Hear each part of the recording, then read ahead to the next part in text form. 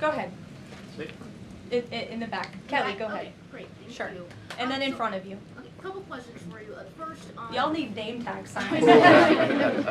First question on the flooding in Texas. Sure. I know there has been some concern about the timing of the alerts, knowing that they did go out, but the warnings coming out in the wee hours, so while many people were likely sleeping. Can you share just details what you know about why those warnings were sent while people were likely sleeping, and then what the administration is doing to ensure that these alerts come out sooner? Well, the alerts imminently were sent out before the flood when people were sleeping because the flood hit in the very early hours of the morning. So people were sleeping in the middle of the night when this flood came. That was an act of God. It's not the administration's fault that the flood hit when it did. But there were early and consistent warnings. And again, the National Weather Service did its job. On July 2nd, there were initial notices of potential weather and flooding risks were issued.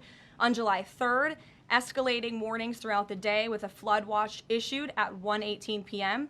And then later at 6:10 p.m. on July 3rd, the Weather Prediction Center warned of excessive rainfall and a high likelihood of flash flooding.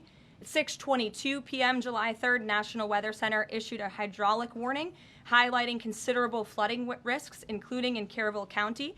And then there were the timely flash flood alerts at 11:41 p.m., 1:14 a.m., and then another flash flood emergency warning issued at 4:03 a.m. just before the flood hit. So those were all of the warnings that went out to the affected area and region.